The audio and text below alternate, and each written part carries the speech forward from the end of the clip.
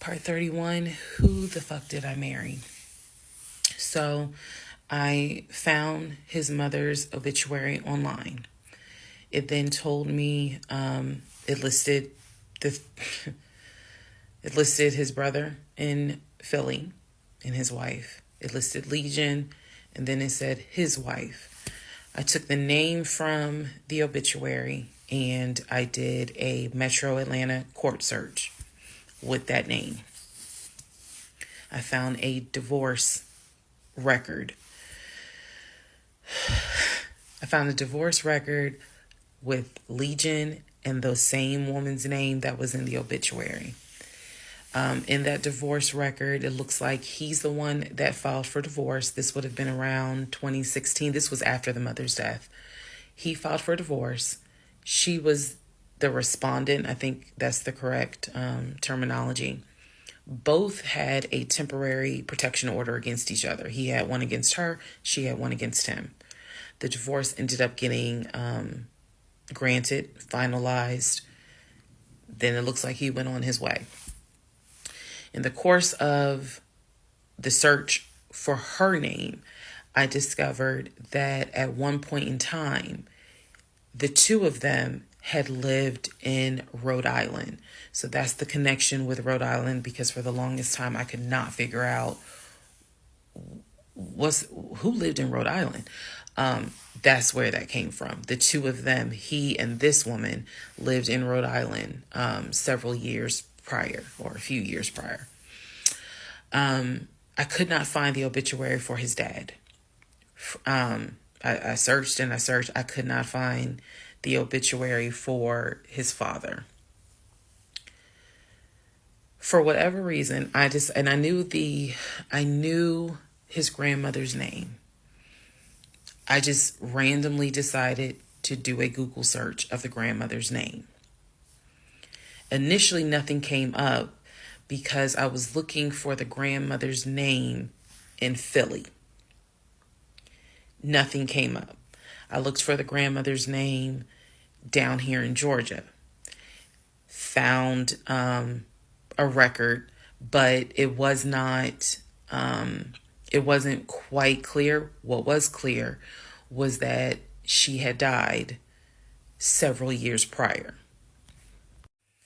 So what I found was a different website where it was like a legacy.com type thing. So I believe legacy.com holds old obituaries.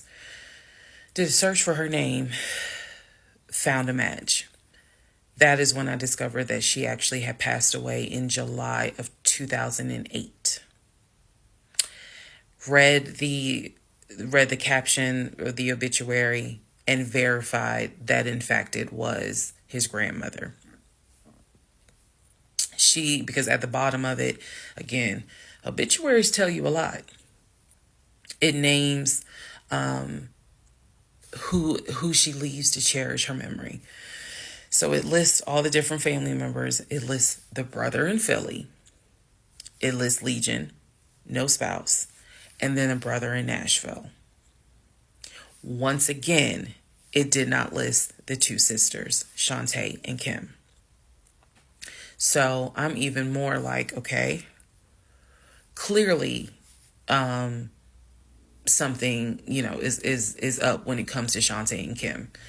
But what I do know is that he has talked to them multiple times in front of me. So I'm not sure what I'm missing. Maybe some family feud happened. I don't know.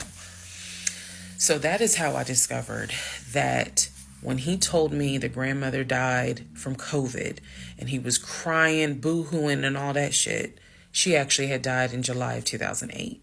I found this out the same time that I found out about allegedly, and I say allegedly because I'll explain, allegedly the first wife, or at least what I think is the first wife. So while all this is going on, Legion is almost bedridden from what happened with his knee. And I need to take a moment to address this issue with the knee. Again, the story started he hit his knee. Then it turned into, it was an old football injury. And this has happened before. He's going to the doctor. The doctor's telling him to ice it and to elevate it. He eventually moves into the guest bedroom to be more comfortable. I'm going to make this statement. This is probably the only time I will make this statement. He was not lying about the injury that he had. I don't know where the injury came from, but what I do know was he was not lying in the fact that he was in pain. You could clearly see that he was in pain, and the pain was becoming debilitating. Please understand what I'm saying. The pain was debilitating enough to where he was taking my pain meds from when I had the miscarriage. And then also, it was hard for him to walk. He was not eating. So this is what made me believe this, whatever was going on with the knee, there was more to it, because he was not eating. When I met this man, he was a size 3X. At this point in time in May, he's down to a 2X. He is not exercising. He is not doing anything mobile. He's simply not eating. So there definitely was something going on, something concerning. Honestly, I thought it might have been cancer. But he kept saying, no, it's not that. It's from a football injury. It's from a football injury. I said to him, the next time you have a doctor's appointment, I want to go. It was that bad. And he kept making excuses like, okay, fine, I'll make the appointment. I'll let you know what it is. Cool, I will take off work. I want to be at that doctor's appointment, because whatever is going on with you is serious, to the point where you are losing weight rapidly within a 2-week span. So now we can go ahead and enter into June. When we enter into June, I have verified, read the divorce documents for not one wife, but 2 wives. I have called San Diego State, verified they have no record of him. He claims he was a private citizen. I don't believe that. They're saying there's no record of him. I have pulled his background. It is showing that you've lived in Pennsylvania, Rhode Island, and Georgia. When I look at the addresses, it is tied to at least 2 women, both of whom I'm showing divorce records on file that you had. I've also verified that your grandmother actually died in 2008 and not in 2020 from COVID. I know all of this as I'm going into June. His birthday is June 17th. So all I've been doing is just trying to figure out what is it I'm going to do. I spoke to the pastor and his wife. I believe it was actually the pastor I spoke to, because I knew the pastor previously, before he did our marriage counseling. And I told him what I found. Mind blown. Mind blown. Had no idea. He knew something was up. He knew that Legion was not really trying to make this marriage work. He had no idea all this was going on. So he asked me, are you wanting to stay or do you want to end the marriage? I said, oh, absolutely, I'm ending it. Oh, hell yeah, I'm ending it. I have to. I have to end it. I have no idea who that man is in my guest bedroom. Not to mention, on top of all of this, he had lied about the death of the ex-wife's daughter. Part 32. Part 32. Who the fuck did I marry? All right. So we're now in June. By this point in June, I have been offered the new job, accepted it, put in my 2-week notice at my previous job, and was going to be starting the new job later on in the month. So when he laughed where I told him I wanted to get a new job, that laughter fueled me to get a new job. So here's what happened the beginning of June. At this point, he's completely bedridden. When I say completely bedridden, what I mean is, I'm trying to clarify this so it makes sense. From what I see, he is going to work, but he's calling out a lot more. Okay. So he had already left the condiment company and was working for Apple. So he's calling out quite a bit because the pain is pretty bad. So he's hardly eating at this point, hardly. For example, if I were to say, oh, I ordered a 10-piece wings, he's eating 2. And that's it. That's all I would see him eat.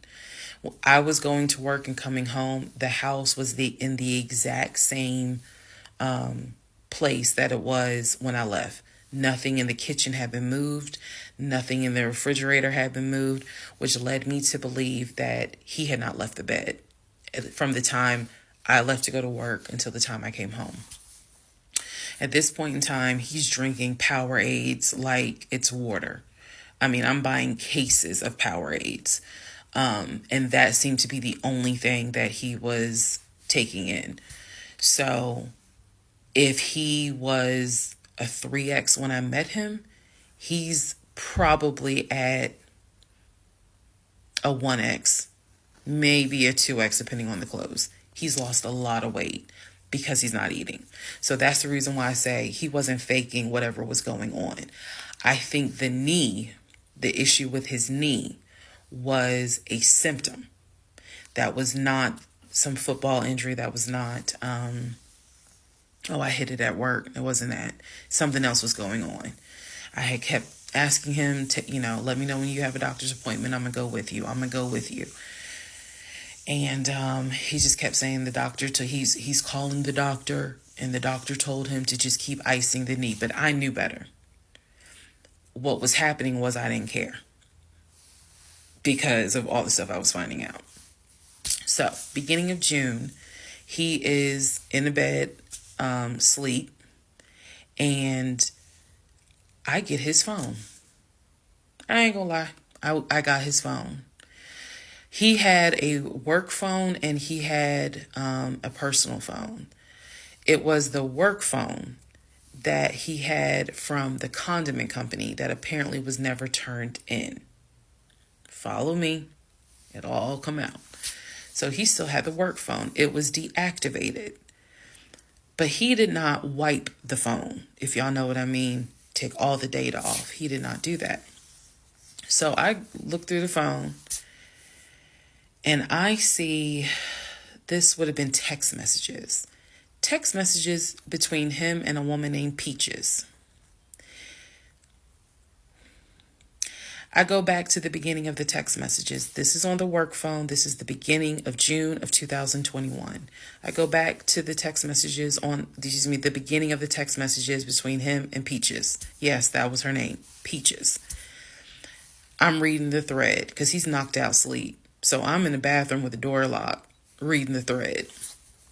And what I can tell is that he met Peaches on POF. If you don't know what POF is, it is Plenty of Fish, a dating website. He met Peaches. I saw the messages in June, so he met Peaches around February. Met Peaches from POF. And apparently Peaches was, there's no nice way to say it. Apparently Peaches was a prostitute. So, and the reason why I say that is because in the text messages, she's listing the prices. So he asked for a hand job. This is in the text messages. She told him it would be like $40. He asked how much would it be for oral. She said it would be $60, because it was $60 and $80. One was the price with a condom, one was the price without one. So no messages after that. She sent a picture, he sent a picture. No messages after that. So in other words, these messages were not back to back every single day. There's breaks in between the messages. So like a message was in March, the next message is in April. A message in April, next message is like 2 weeks later. So he's asking her the prices. Next message I see would have been from a few weeks prior to the date of this. So this was the beginning of June. The message is from sometime beginning of May, where he is thanking her and says to her, you know, thank you so much. That was really great. I hope I can see you again. Then there's messages where she said, hey, basically she was at a new spot. She must have moved. So he said, okay, I'm going to come through. I'm going to come see you. He's asking her to confirm the address. He was like, is it the house with the brown trash can with a white car in the front? She says, yes. So I'm thinking he was actually in front of the house when he's texting these messages. Then again, he does whatever he does, and he sends her a message a few hours later saying, thank you. That was great. I'm reading all this. And I will tell you guys something that you may or may not understand. Some women may or may not understand it. The cheating didn't even faze me. Didn't even faze me. I didn't cry. I did not feel like, what did I do wrong? I was relieved. The reason why I was relieved is because up until this point, I kind of struggled a little bit on whether or not, God, you know, I know, Lord, you hate divorce, but I can't stay with a guy that lies. So when I saw the cheating stuff, I was like, oh shoot, thank you, Jesus. Okay. Cause I know my Father in heaven's going to forgive the fact that I'm going to divorce him for infidelity. Go ahead. It's fine. Jesus will forgive me. So I was relieved, to be honest with you. Like, oh, okay. I got grounds now, bitch. That's how I felt. So saw the messages, forwarded the messages to my phone. Or excuse me, I had to take my phone because the phone was deactivated. So I kind of had to do a little ghetto. Hold the phone up, take my phone, and take pictures of what I see on the phone, so that I would have proof on my phone. Then I put the phone back and continued on. Now in the next part is the day that he gets kicked out. And I will tell y'all what happened. Part 33, who the fuck did I marry? June 17th, 2021. So, you guys have been on this ride. You now know exactly what information I did have. The morning of June 17th, which was his birthday, he was in the bed as usual. Powerade bottles all over the place because I wasn't in the mood to clean. And so I went in his room. He was awake. He was watching YouTube on his cell phone. He watched a lot of YouTube, watching these two guys that always were fixing Jeeps on YouTube. And if I saw them, I would know exactly who they are, but I can't remember their name. It's a popular show on YouTube. Anyway, so I go in there and I just calmly sit on the edge of the bed. And I was like, can we talk? And he was like, yeah, what's up? I said to him, Legion. Obviously, I called him his name. Legion. I said, I'm going to ask you something. I just want you to be honest with me. So he starts, I can already see in his eyes, he's about to get defensive. And I was like, calm. Because this is the tone I had. Calm. I said, you never went to San Diego State, did you? He rolls his eyes and he's like, I said, calm down. Watch your tone. I said, you never went to San Diego State. I said, you never lived in California, did you? And he said, of course I lived in California. He was like, I fucking showed you the house I had in California. He said, and I told you about San Diego State. I was a private citizen. My dad paid for me to be a private citizen. And I said, okay. I said, I called San Diego State. And he looked at me. His eyes were like empty. Like, he wasn't shocked. He wasn't like, oh my God. He was just more like, okay. I said, they have no record of you. I said, they have no record because you never went. You never been to California. So at this point, I'm very calm. And I'm just stating, I said, you never been to California. I said, I bet you've only lived in Georgia, Pennsylvania, and Rhode Island. At this point, now there's a little emotion behind the eyes. And I said, I don't think that this is going to work. And he said, what, the marriage? He was like, so what you saying? You don't want to be married to me anymore? And I said, I don't want to be married to you anymore. I said, we need to go our separate ways. We tried, but we need to go our separate ways. The way that I am talking to you all is exactly how I was talking to him. And so he was like, that's not what marriage is. Marriage is, you have to fight for what you want. I said, I don't want this. And I don't want to fight for it. I said, I don't want you, and I don't want this. And so he was like, I'm not giving up on the two of us. I said, you don't have a choice. I said, I think that you should call your brother or your sister now. And I think that you need to pack a bag. And I think you need to get the fuck out my house. And he was like, I don't really have time for this. I don't feel well. I said, I don't care. You need to get out of my house. Again, the way I know y'all are going to be like, she's so dramatic. And I am actually a very dramatic person. But the way that I'm talking to you guys on this video is exactly how I was talking to him in the beginning of how this started. So I said, you need to call your brother, or call your sister because she's in Douglasville, and you need to go stay there. You need to get out this house today. Basically what happened was, at first, he refused. He wasn't moving fast enough for me. And so he called his aunt. And his aunt was on speakerphone. Let me preface that. She was on speakerphone. And so she was like, what's going on? And he was like, my wife don't want me no more. She claimed that I be lying to her. I ain't never lied to her. When I heard this, what's the analogy I can give y'all?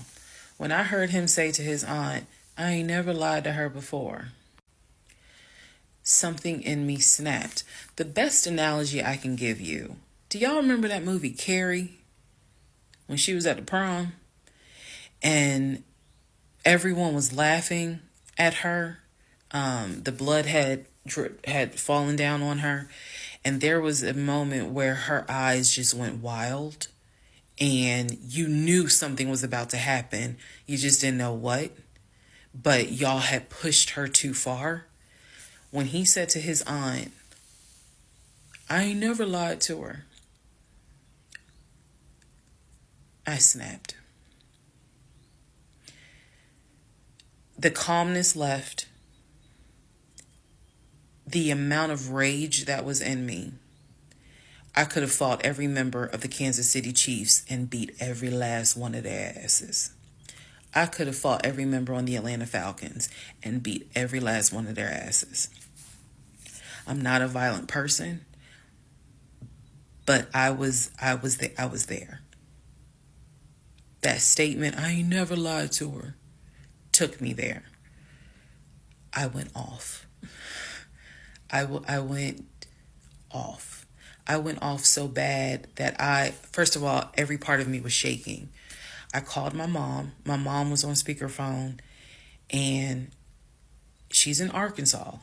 My mom's a praying woman. I was cussing like a sailor. My mom finally said, put him on the phone. So I gave him the phone, and I'm standing there, and I'm looking around the room. is the scene that I remember is the Angela Bassett scene in Waiting to Exhale, when her eyes are darting around the room right before she grabs everything to put it in the car to set it on fire. I was more so looking at what weapons were in the room: the lamp, the TV, the dresser. I was looking more, I was, while she was talking to him, my eyes were darting around the room, because if he did not get his ass up and get his shit and get up out of my house, it was going to be bad. If I have never in my life been on TikTok and said if had it not been for the blood, y'all, I know this is going to sound dramatic. I know this is going to sound like, girl, you so funny. You don't understand. Had it not been for the Lord on my side, had it not been for the fact that I know I got a praying mother, I know I had a praying aunt, I know I've had a praying grandmother in heaven, because I'm telling you, I clearly saw what was getting ready to happen had he not gotten up, got his shit, and got out of my house. So I'm trying to calmly say this because I'm trying to calmly tell this story because the rage had taken over me. The pure, unadulterated rage that I felt when he said to his aunt, I ain't never lied to her, after I had discovered only 2% of the lies at that point. Just 2%. So it was enough for me to be like, you need to get your stuff and go. So my mother gets on the phone and she says to him, Legion, she called him by name. She said, I am not there to control my daughter. She said, in the name of Jesus, get your stuff and get out that house, because I think she might kill you. Get out of the house. She's on my phone. His aunt is on his phone. His aunt said, nephew, come home. Home for her was Philly. She said, I'll send you money. Come home. Leave that house right now, she said, because I think that woman is about to kill you. Let's go. Let's just go to part 34. Let's all just take a deep breath. Part 34. Who the fuck did I marry? So the aunt told him, I'll send you money. Come home. I'm yelling in the background, by the way. I'm not standing there calmly. I'm yelling. I said, oh, he got money. Yeah, you got money. You got money in that offshore account, right? You got money in that Chase account. You got money to drive. So do what you got to do. I told him, and I'm not going to repeat some of the stuff I said because my mom might see this TikTok. But I did tell him, I was like, if you don't get out of this house, actually what I said was, you have two options. You either going to leave this house voluntarily, or you're going to leave this house involuntarily. And he tried to get a little nuck if you buck. He tried. And that's when because he was still on the bed, still laying in the bed. And he was just like, you ain't going to do shit. Like, don't talk to me like you done lost your fucking mind. Da, da, da.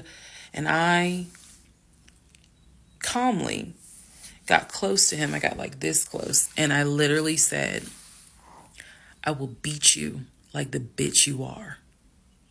I dare you to try me. I said, I will literally beat you like the male bitch you are. And so when I said that, his eyes were like, I said, I'm not even playing. Because at this point, I'm rocking like back and forth. Y'all, again, I'm not some hardened type chick. I'm not. I don't want the soft lifestyle. But I have been pushed to the point. So I'm rocking, I'm walking back, I'm pacing. So finally, his aunt was able to get through to him. I had called my aunt, my mother, my aunt. I had called the pastor. I had called all these people because I did know that I was in a very dangerous place. Not because I'm scared of him. At this point, I was scared of me. I don't know if this has ever happened to someone where you know yourself. You know that you got a line. I was over that line. So I had enough wherewithal to be like, okay, okay, you're probably gonna go to jail today. You're probably gonna go to jail. You probably ain't gonna have that job in the morning. Like I was there. And again, this is not to sound bragging at all. This was a woman who I could not believe that even with the attempt of me trying to give him one last opportunity to tell me the truth, he still lied in my face. I was at my edge. So I yanked the covers back, and I told him, I was like, get up, get the fuck out of my house. Again, I'm saying it calmly on here. It was nothing calm in the house when this happened. So I'm throwing stuff up against the wall. I remember I looked at the lamp. He looked at me looking at the lamp, and I think something in him realized, okay, yeah, I'm in pain, but if I don't get up, she's going to do something with that lamp. So he does get up. He is still on the phone with the aunt, because the aunt was pretty much like, keep me on the phone. She did not want him to hang up. He throws some stuff together. Again, keep in mind, he has all his stuff in the house. So he basically packed like 2 bags worth of clothes. And he's limping around, and I'm standing in the hallway watching him like a probation officer. So he's limping around, and I'm looking at the condition of the bedroom. This is when I noticed Legion had been semi-bedridden. Remember, I told y'all that, because the knee and other stuff. I look at these bottles of Powerade, because he had been drinking Powerade so much at this point. He was not getting up to go to the bathroom. He was drinking the Powerade and then using the empty bottles to pee in. So there was about 6 bottles around the bed. And I was like, what is this?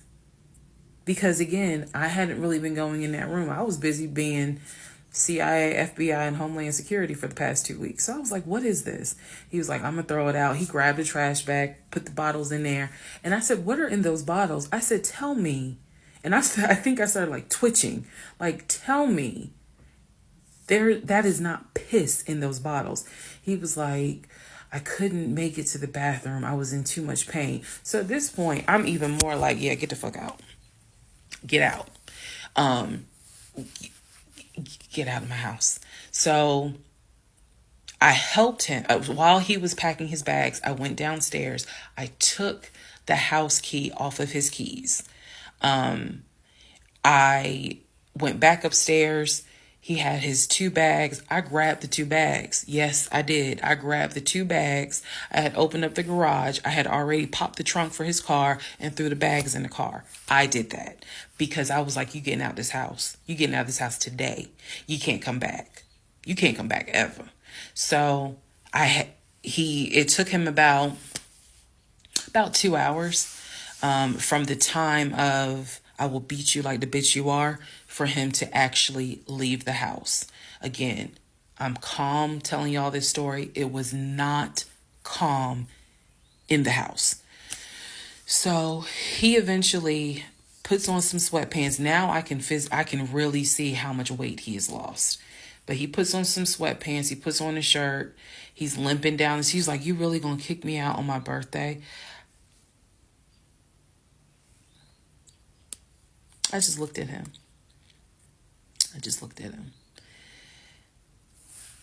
Opened the door. He went through the garage, got into his car, called, his aunt was still on the phone, and she was like, I'm going to send you some money. And that's the part I was like, clearly he has the money. Like, you ain't got to send him money. He doesn't even have to go to Philly. He can just go get a hotel for now. I don't care what he does. He just got to leave his house. So he ends up getting in the car, driving off.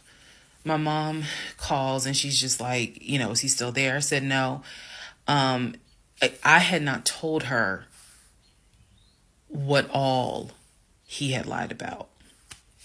Even in the midst of me being angry and me going off, I never told him that I spoke to the ex-wife. I never told him I knew he was lying about the stepdaughter, because then he would have asked how, what makes you say that?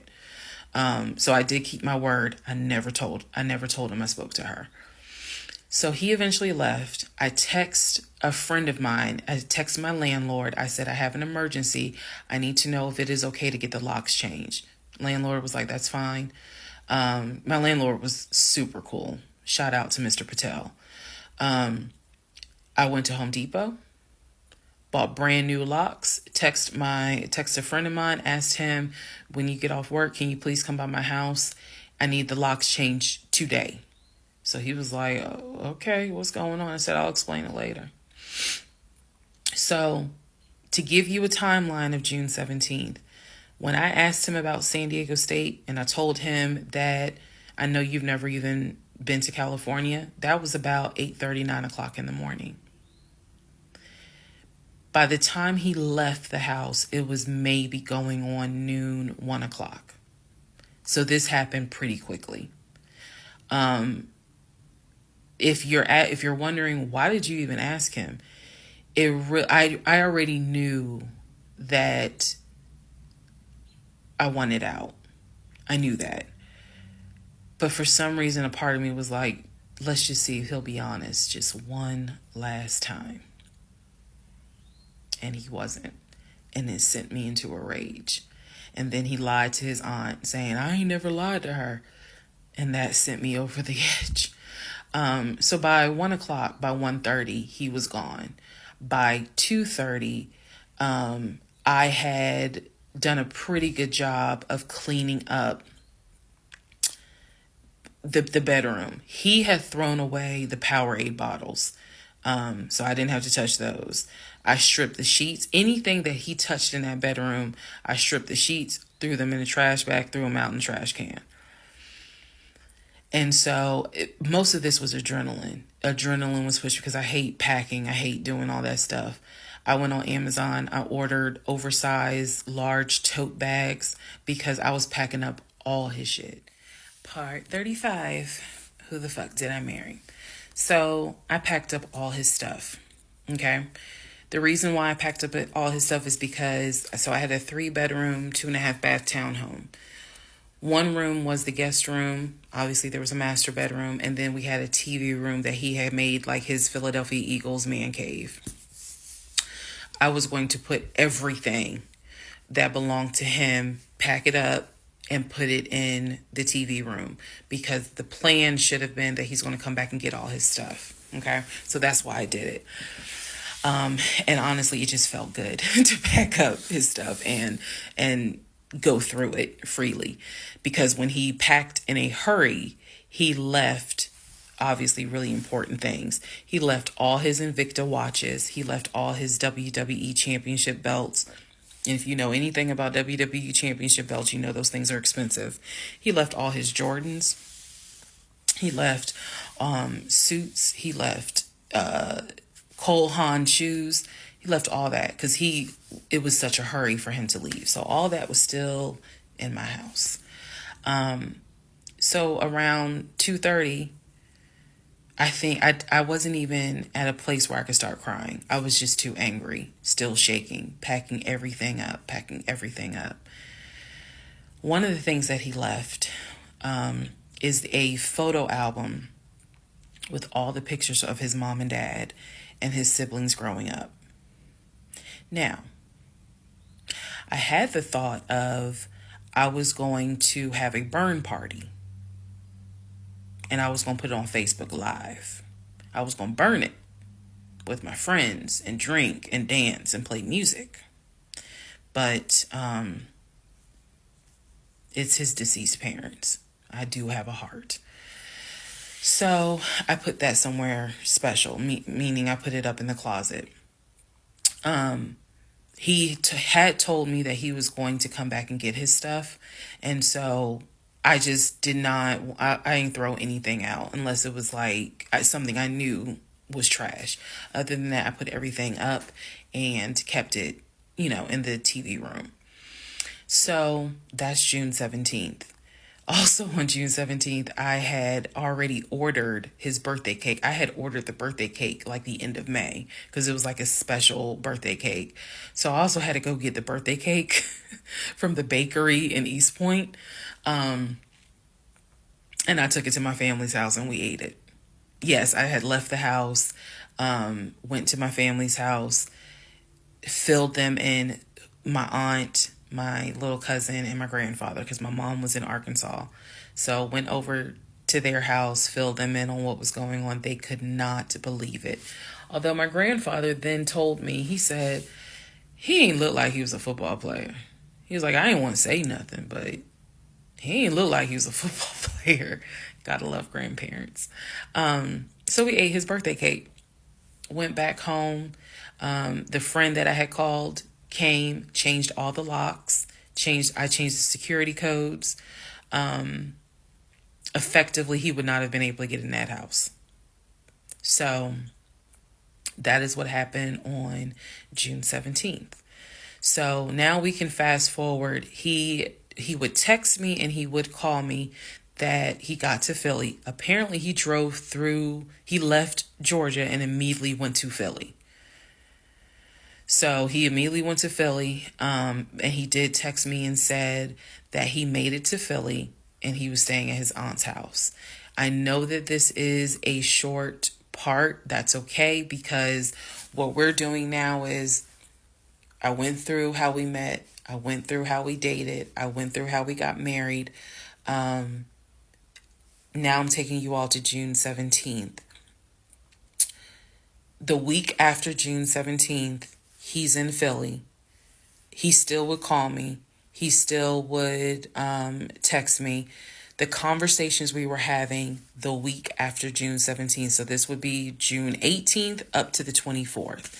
The conversations we are having had to do with divorce. So who's going to file? And he was like, well, I don't want a divorce, so I'm going to fight you on it. Are you? Really? Are you going to fight me on the divorce?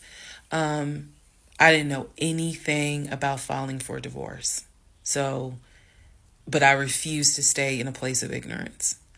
So I went online. There's a website that you can go to where you pay like a $200, $239 fee, and you fill out basic information and you choose your state.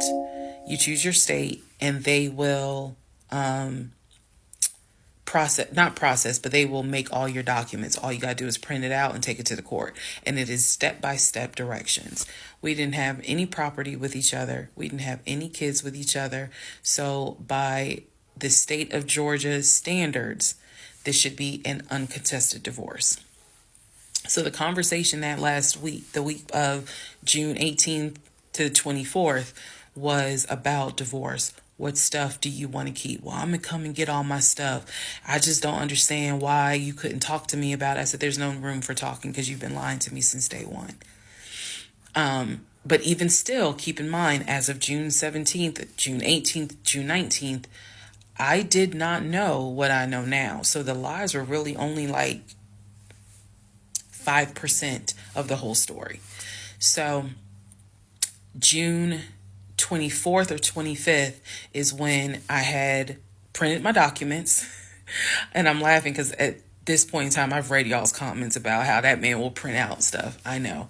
But I used the website, typed all my stuff in, got my documents, and then I went. I took a day off from the job because I was getting ready to transition into the new job. So I left work early, went to the courthouse, and filed for divorce. I filed. I paid. And then I already had the documents where he would have needed to sign so that it could then be entered into for a divorce settlement agreement. So going into part 36 or 35, I know there's so many parts. Going into the next part is where I can tell you guys what happened with him, because he drove to Philly And he was in Philly for about a week, maybe 3 to 4 days. Then I get a message on Facebook Messenger from a woman claiming to be his cousin. Lord Jesus. So the cousin tells me, actually I can tell y'all. So the cousin tells me that he's there. He's telling the family that I kicked him out. He's telling the family that I kicked him out after he walked in on me having an affair. That I stole his money and I then kicked him out. And the man I was having an affair with, he said was a law enforcement officer who used his duty weapon to threaten him to get out the house. This is what he told his family. And the cousin was reaching out to me. She found me through a search on Facebook and was reaching out to me because she's like, we know he lies. So I'm just trying to figure out is this true? Because he's up here asking us for money, asking to stay on our couches. Like, what's going on? Then she explained to me, we didn't even know he got married. So this is the first time we're hearing about you. What do you mean you didn't know he got married? He talks to his brother every day. She said, who told you that? I said, I've heard him talk to his brother every day. All his brothers. She said, all his brothers? How many brothers do you think he has? I said, he has 4 brothers. I named them. She said, he has 2 brothers. She said, he has the twin and he has the older brother. I said, twin? Who is the twin? Welcome to the next part where we discover the real family tree. Part 36, who the fuck did I marry? The family tree. Please fasten your seatbelts and put the tray tables in the upright position. Let's go. All right. The cousin, I'm not going to name her. The cousin had reached out to me on Facebook, asked me to please give her a call. So this conversation was on the phone. Yes, I was actually speaking to her. She informs me again about the whole he's up there. He's telling everyone that he walked in on me cheating on him. It was with a law enforcement officer, and that the law enforcement officer used his duty weapon to threaten him to get him out of the house. The reason why I'm particularly mentioning the fact that he said it was law enforcement is because he was trying to get a family member, like one of his cousins, to call the agency of the law enforcement officer and file a complaint, which in hopes would then start an internal affairs investigation. Yeah. So, female cousin's on the phone with me. She's telling me everything that he is telling them. She's like, look, we know he a liar. We don't fuck with him. He's been a liar since a kid, but he's also family. She said, we didn't know at all who you are. So I thought that was interesting because I was like, you didn't know who I was, but his brother knew who I was. And so, again, that's when I said to her that I was like, he's talked to his brother every day. So why wouldn't the brother tell y'all that he had gotten married? And so she said, what brother? And so I told her the brother's name. And she said, he told you that? I said, he was having the phone calls in front of me. So at this point, what the cousin said was, she was like, okay, I'm going to confirm that with him. She was like, he lives up the street, so I'm going to just confirm that with him. She was like, because I'm pretty sure that they have been beefing for a while. I was like, I can only tell you what I saw, what I heard. That's all I can say. So then when she asked me about, well, how many brothers do you think he has? And I said, he has 4 brothers. Again, I listed all of them. This woman was like, he has 2 brothers. She said he has the twin and he has the older brother, the one that he was on the phone with every morning, blah, blah, blah, blah, blah. I said, twin? Who's the twin? So this is where she explained to me. She said, the parents, mom and dad, had the older brother. The older brother is about 5 or 6 years older than Legion. Legion and the younger brother, who lives in Nashville, they are twins. So when he kept saying the younger brother, my younger brother by 2 years, it's his older brother by 20 minutes. They are twins. I have seen a picture of this brother. Yes, they do very much look alike, but I didn't know they were twins. It doesn't even matter. I didn't know they were twins. But definitely they had the same mom and dad. So she was like, no, that he's older than Legion by 20 minutes. They're twins. She said, so the parents had 3 boys. Brother in Philly, the older brother, and the twins. She was like, who the hell are these sisters that you talking about? So I tell her, I was like, Shantae and Kim. She said, I don't know who Shantae is. She said, Kim is my daughter. Kim is not his sister. Kim is my daughter. And she said, that's his cousin. She was like, and they haven't spoken in about 20 years. So, no, that's not his sister. He does not have any sisters. And I said, well, then what about the other 2 brothers? She was like, what other 2 brothers? I said, the brothers from his dad. She was like, you mean to tell me this man is going around telling people, I know somebody's going to quote Nicki Minaj, lying on your dead mama, but try not to. She says, you mean to tell me this man is walking around lying on his dad, saying that his dad had kids outside of his mom? And I kind of stuttered like, yeah. She was like, he does not. She said, I have no idea who those 2 men are. She said, those are not his brothers.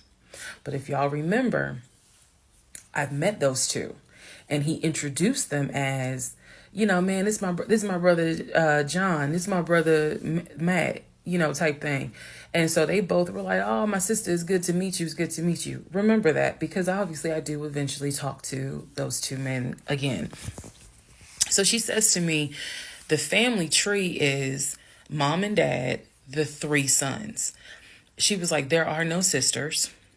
She said, I don't have a clue who Shantae is. She said, Kim is my daughter, so that's just their cousin. But again, they ain't spoken 20 years.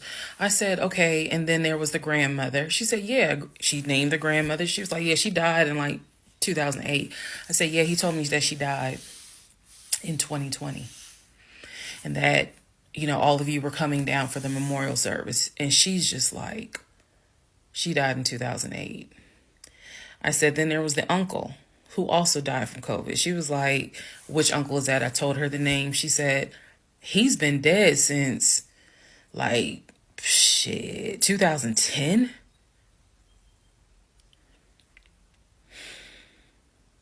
I said, okay, what about the cousin nicknamed Junebug? Everybody got a cut. If you're not African American, we all know a Junebug somewhere. And she just was like, oh yeah, cousin Junebug. She was like, man, that's crazy what happened to him. And I was like, what do you mean what happened to him? Because I know he has talked to his cousin Junebug on the phone a few months prior. He was like, and so she said to me, she said, yeah, he had passed away in 2016.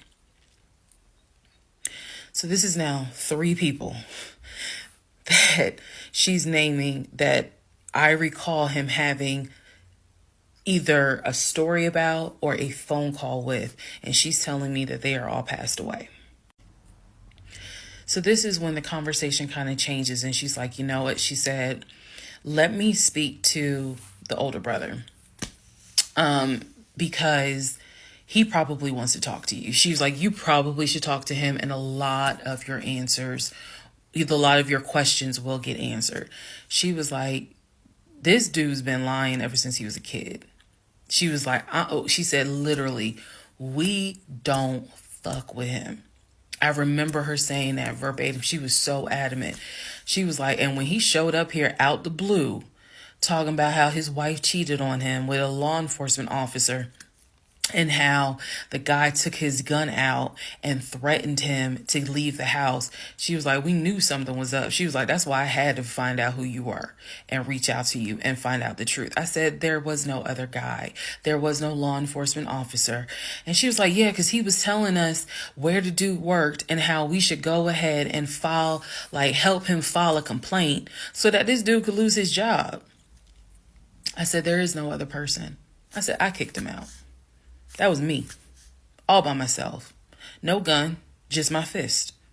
And so she said, he telling us that he had gotten married, and then she was like, apparently y'all had a baby. So she was like, so you got a kid with him? So I had explained to her. I said, no. I said I had a miscarriage back in back in June of 2020, and I had to have surgery in July. So she was just like, girl.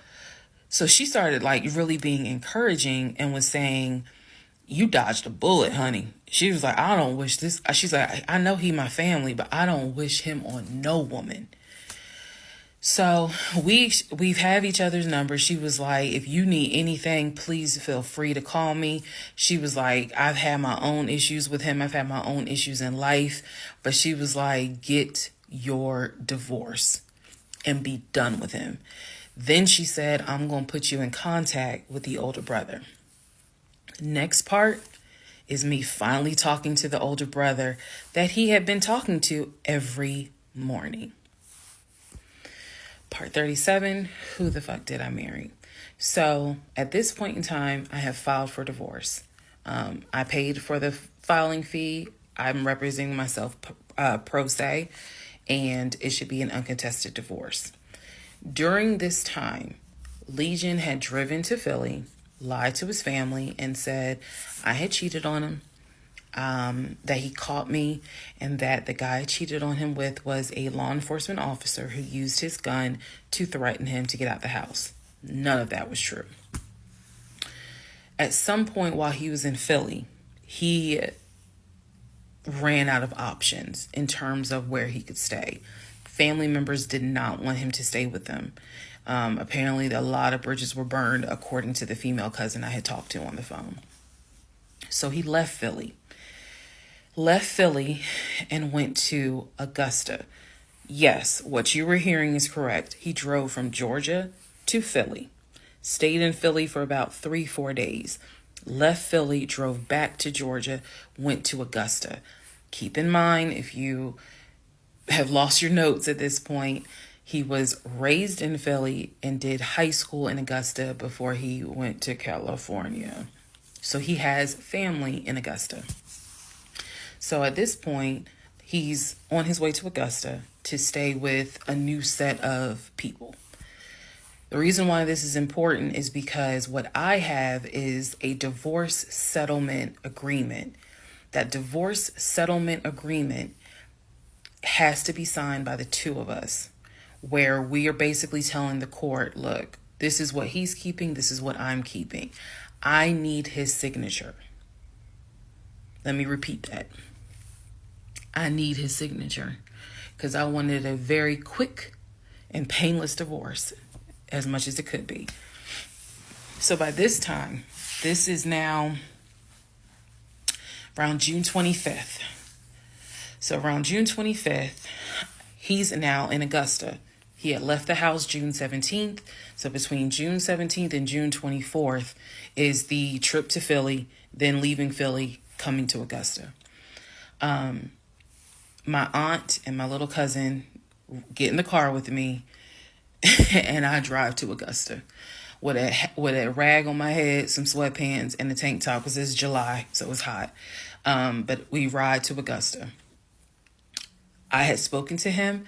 I had said, I just need you to sign this piece of paper. And he was like, I'll get to it when I get to it. No. We're going to get to it as quickly as possible. So if that means I got to drive to Augusta tomorrow morning at 7 o'clock, I'm going to do that because I need that signature. I ain't telling this. This was my attitude. Sure enough, went ahead, drove down there. I met him at the UPS store in Augusta. It's in the same Kroger shopping center. They had a notary there because I needed the papers to be notarized. So he pulls up It's only been a week since I last saw him. It has been months since my aunt saw him. Okay? She had no idea of the condition that he was in. Again, I'm telling y'all, when I met him, when he met my family, he was like a size 3X. In just a short span of time for a week, he easily could have been in an extra large, maybe even a large, but was wearing 3X clothes. So he has told me this whole time, he didn't know I had spoken to his family. Okay, probably need to put that in there. He did not know I had spoken to his cousin. So he was telling me that he had a place to stay. He was staying with some family members, and everything was cool. He told me he was going back to Augusta because he had a job. That's what he told me. The family member, the cousin, told me, oh no, it's not that he had a job. We kicked his ass out because he's still lying. And we don't want anything to do with him. So when I saw him get out the car, I immediately knew, you probably have not washed in 3 days. I'm not overreacting. His nails had not been cut, so his nails were a bit long. He smelled like the Chattahoochee dump on a hot summer Georgia day. He stunk so bad. And for a moment, I did not recognize the man that I was legally married to. I did not recognize him. He almost looked, what's the word? Emaciated. If I may be mispronouncing it, but the way someone looks when they've lost so much weight and it's almost like your skin and bones. He looked homeless. He smelled homeless. And my heart just kind of broke. It kind of did. I'll be honest, it kind of broke. It did not break enough for me to not get that signature though. So when he walked into the UPS store, you clearly could see that some of the people were like, let me get away from him. Me, I just was like, okay, so I just need you to sign right here, and I just need you to sign right there. Okay, and then a woman named Lauren came over and notarized the papers, and then we were done because he signed the divorce agreement. He didn't even read it. Reason why I'm pointing that out is because he didn't read the part where what's left in the house now belongs to me. Where he took technically what he was going to take. Everything else in that home belongs to me. Remember, I told y'all he had left all his Invicta watches. He had left all his WWE championship belts, his Jordans, a lot of his clothes, his Cole Haans. He had left all that stuff. He never even read the divorce agreement. So he signed it. I signed it. Lauren notarized it. We leave the store and I said, have you eaten? And he was like, yeah, I ate. It's just, my knee. So again, he's talking about the knee, but if you saw him, you would know there's way more to it than the knee. So I said to him, look, since you met me here, let me give you some money so you can get you some chicken nuggets. Yeah, that's what I said. You can get you some chicken nuggets. So I believe I gave him like $5 or $6. Go get you some chicken. I think I Zelled it to him, actually. Just go get you some food. Then because where he parked was not far. It was like, okay, I'm parked here. He's parked in front of me in the other row. So there's that aisle that you can drive down. So I walked him to the car. And I saw the condition of the inside of the car. And that's when I knew he's been living in his car. He's been living in his car. So clearly, I no longer had a question of, so where's this offshore account? Where's the U.S. bank savings account?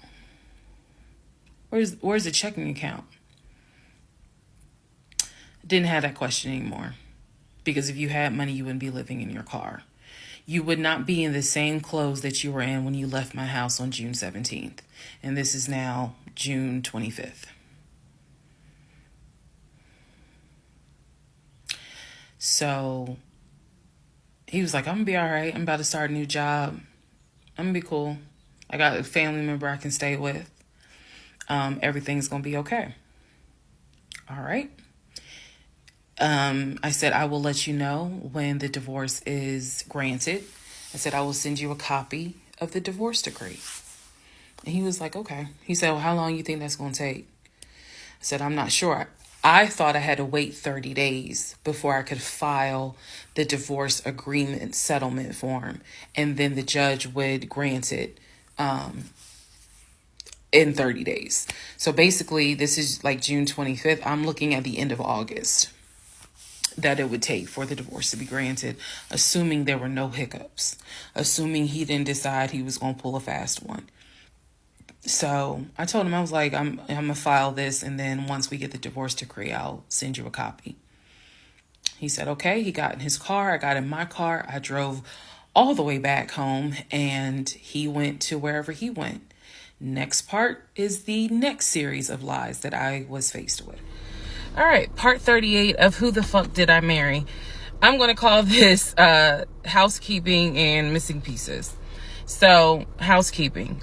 First and foremost, as much as I know you all have enjoyed this series, and some of you have told me how entertaining you have found it, the story will be done this weekend. So, in other words, I don't care how many parts I gotta film.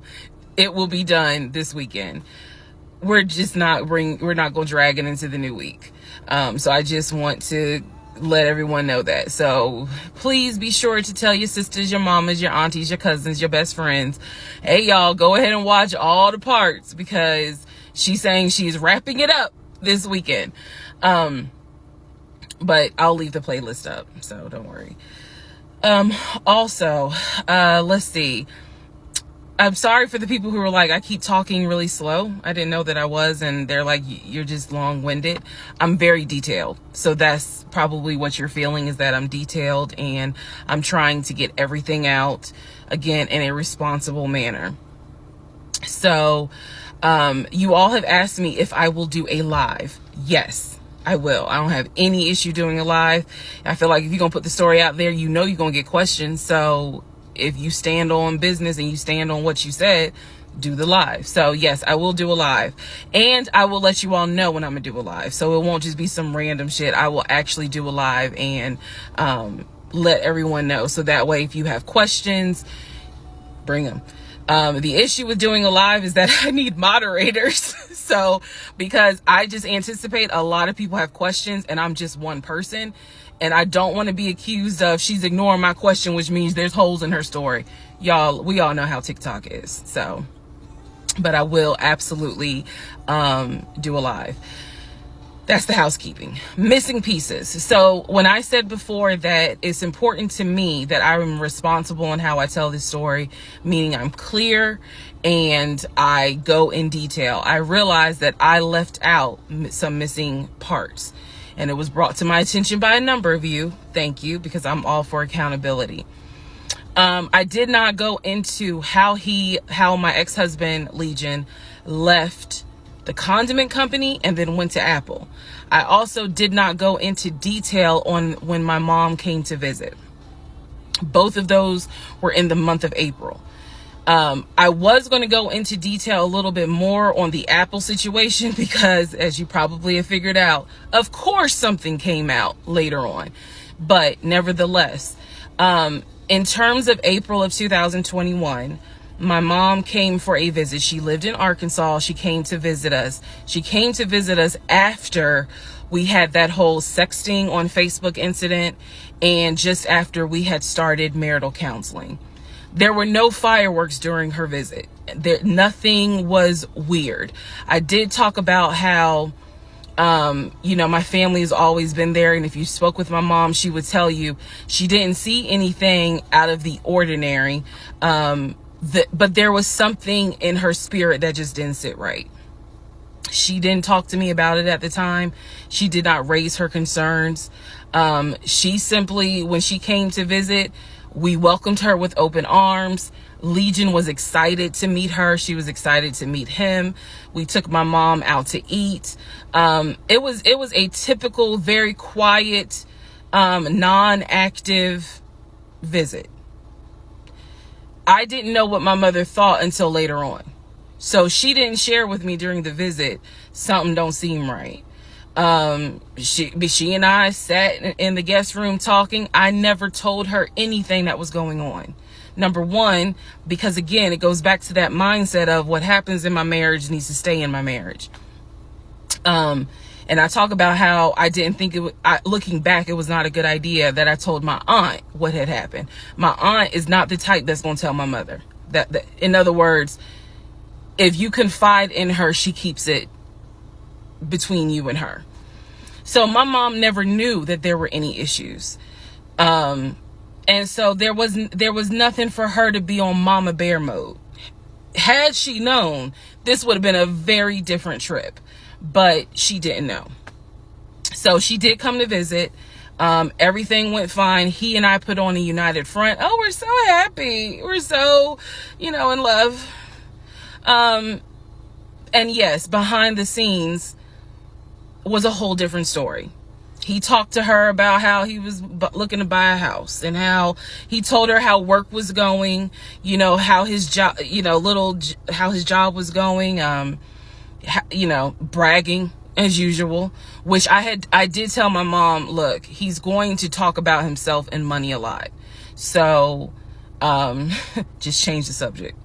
If he brings up a house, change the subject. That was my instructions to her, because I was like, I don't even want to get into the whole house situation. So other than that, uneventful. Now, once my mom left, this is still in April, everything was fine with him at the condiment company. As far as I knew, everything was fine. What ended up happening is he randomly came home one day and starts complaining about changes that are going on at the company.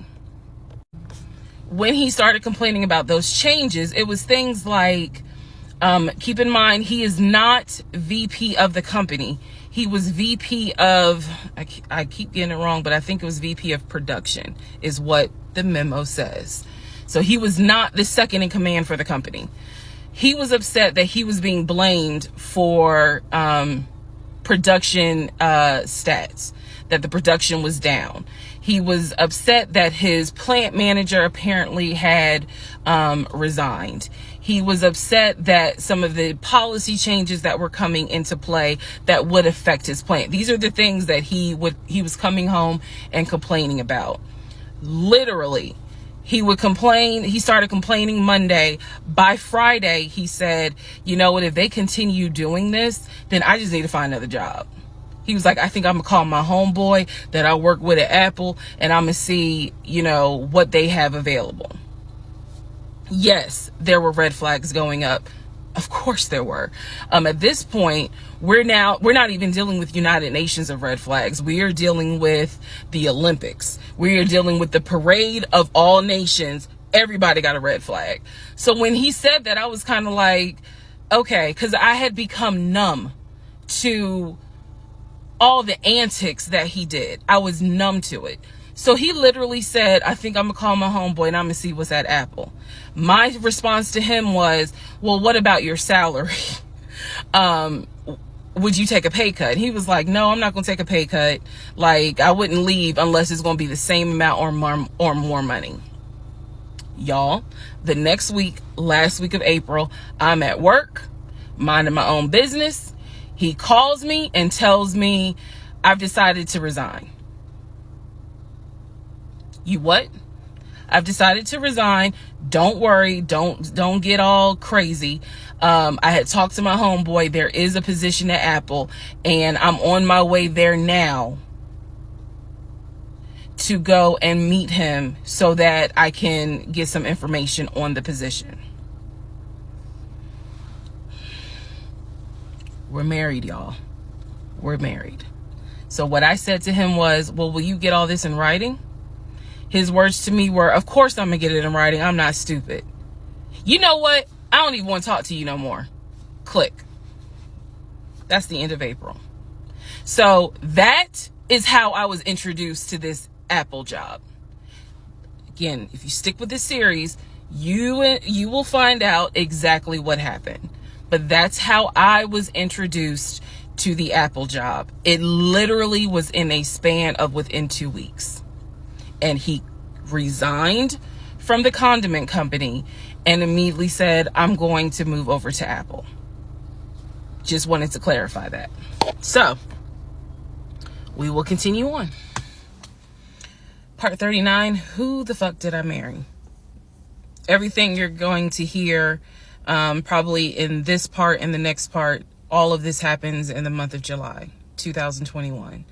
Divorce has been filed. It was filed the end of June. I got his signature on the divorce settlement agreement.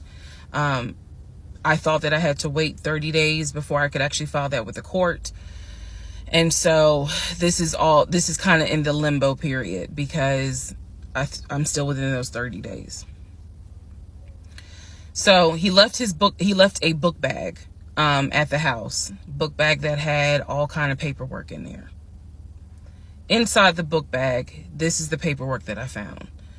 Number one, I found a packet from the condiment company where it showed his 401k contributions. It also stated in there that he had been terminated. So he was terminated from the condiment company according to the paperwork in the packet that I saw in the book bag that he left at my house. Also in the book bag were paycheck stubs from a previous job where he worked at a cemetery. The same cemetery that he took me to show me where his grandmother and grandfather were buried. So let's go ahead. I'll do this video and say this is what he told me. This is what I confirmed. He told me his grandmother and grandfather were buried there. He showed me a headstone with a family name on it. If you go back in previous parts, I talk about it. The truth is they are not buried there. He is of no relation to the people who are buried at that particular gravesite. Only reason why he knew about it is because he had worked there. Also in the book bag, it was a copy of a driver's license that he had. The address on the driver's license, now this I still don't have an answer to, but the address on the driver's license was the same address as the cemetery, because I looked it up on Google. Also in the book bag was paperwork from another construction company job, meaning it was paycheck stubs from another construction company here in Atlanta that he had worked for. It did not have dates on it, so I don't know when he worked for the construction company. Also in the book bag paperwork was unemployment paperwork. So it looked like he had been receiving unemployment just before I met him. I met him in March. It looked like he had been receiving unemployment January and February. So once again, let's confirm. He did not work for the condiment company for 6 to 7 years. Also in there were scraps of paper from a temp agency where it was information on the job that he had been placed at. Where was that job? The condiment company. He would be a forklift /loader is what it said. So I interpret that to mean he can drive a forklift, but he would have been loading up the 18-wheelers for them to go out to their deliveries. Also in this book bag was paperwork from Clayton County courts, I believe, for a weekend, what is it called? A weekender jail. It was like a weekender jail receipt. So I had to do some research. So apparently what that means is that there is an option where if you have a job, let's say you were sentenced to 60 days in jail, but you have a full-time job. Apparently the court can say, okay, you'll go to jail on the weekends. So in other words, you have to report to the jail on Friday at 5 o'clock, and you'll be there Friday, Saturday, Sunday. You will get out Sunday at 6 o'clock. Apparently that's actually a real thing. So what was in the book bag were multiple yellow receipts for different weekends that he had to report and get out of jail. Last but not least, there were some additional pictures, and then there were some, and when I say pictures, I'm talking about family photos. And then there was another additional copy of his driver's license with the Douglasville address. I looked up that address. The name associated with that address was the same name as the ex-girlfriend that he had in between the ex-wife and me. If you go back to the video where I talk about the conversation I had with the ex-wife, she tells me that the address was going to come back to the ex-girlfriend. I'm simply saying that is correct. So what she told me is true. So because of everything that I found, I decided to go down a new rabbit hole. Again, just recapping what I said in previous videos. Ex-husband was always a stickler about law enforcement. His dad was a retired police officer. I'm just telling y'all the story. His dad was a retired police officer. Mom was a retired teacher. After his dad retired, they moved to Augusta, started a church. He took me to that church in Augusta, the same day that he took me to meet his aunt who lived in Augusta. So these are now things that he actually took me to, just like he took me to the cemetery. So that's what I found in the book bag. The Weekender jail receipts. I went ahead and went online to find out exactly why did he have to go to jail for the weekend. And I'm going to end this part here. The next part has to do with his criminal history. Part 40, who the fuck did I marry? So we're now at the point of July 2021. We're at the point where I've spoken to the female cousin, and she gave me the phone number for the older brother. For the purposes of this video, we're going to call him Chris. Chris was very nice. I called him. He was gracious. He was willing to answer whatever questions I had.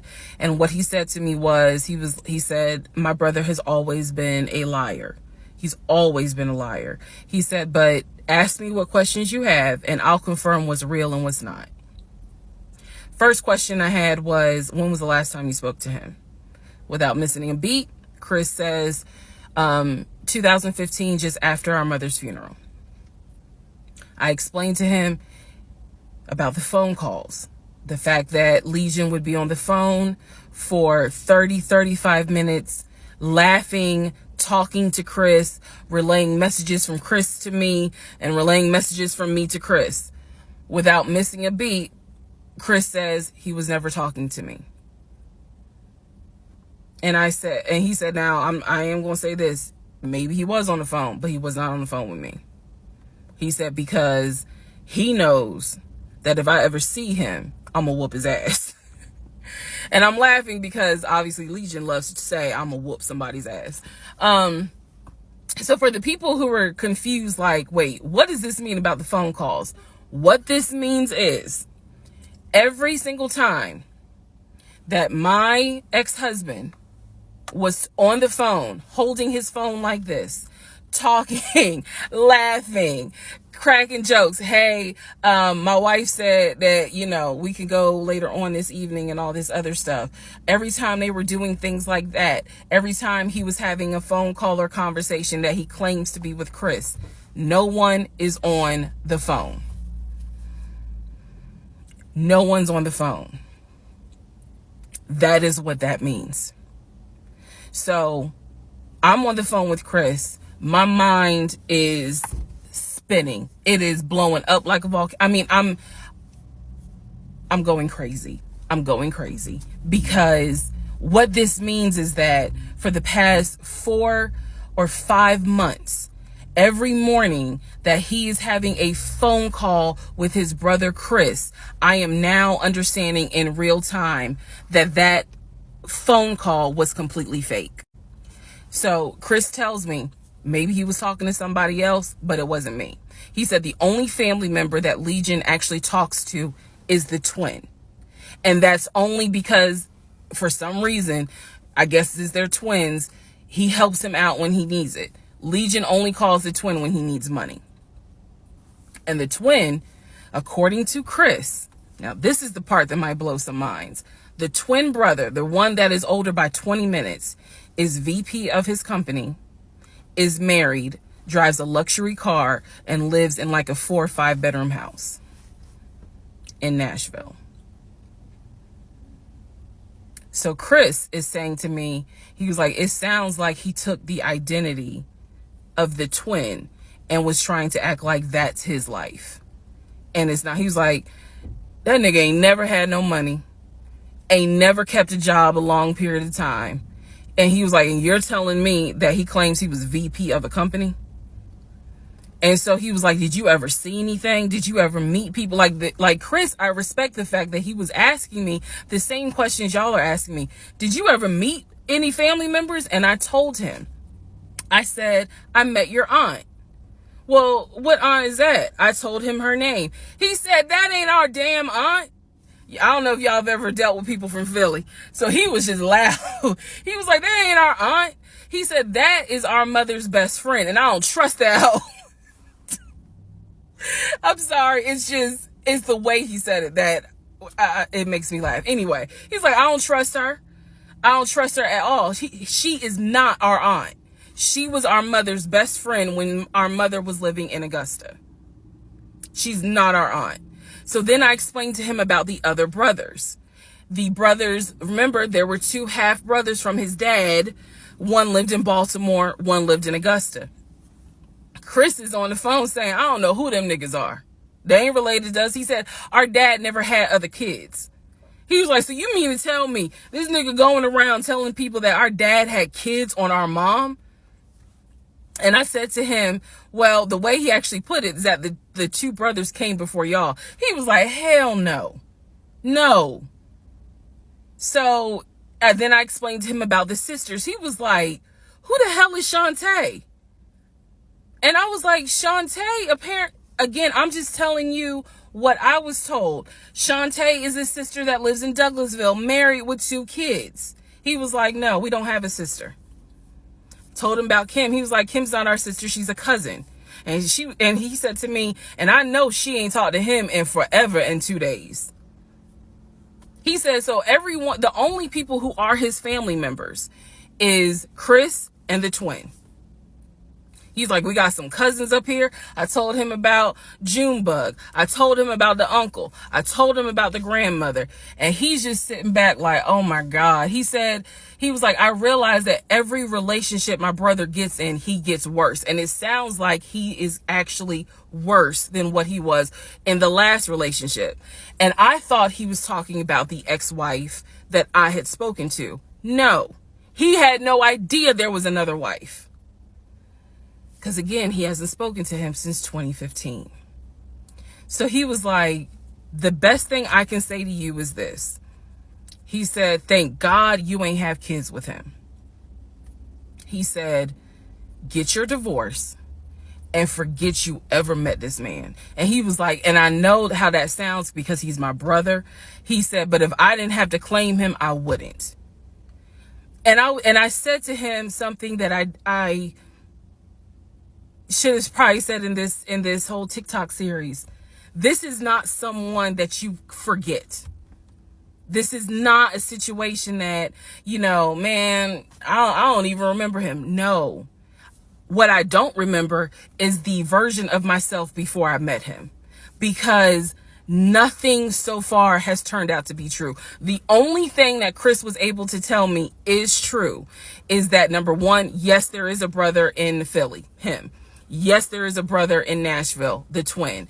Yes, both parents are deceased. That is what I was told from the beginning. those pieces of information are true. The grandmother did die in 2008. He was like, no, she definitely didn't die in 2020. I told him how I found the obituary. And so he was like, and the uncle, he said, which uncle is he talking about? Because if you guys remember, back in one of the parts, I talk about where he said his uncle was giving him advice on why he should not open up his savings account to let me see it. He would not let me see it. And so I'm telling Chris about the uncle, and he was like, that uncle been dead for years.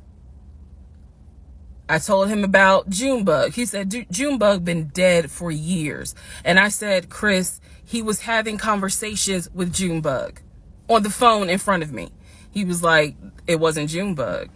He said, it sounds like my brother was making up the conversations. He said, he definitely was making up the conversations with me. He said, hell no, I ain't gonna be on the phone at no 6 o'clock in the morning. So the conversation with Chris solidified that this is the actual family tree. And no, there were never any conversations with his brother every morning when I was getting ready to go to work. They had never talked. On to the next part.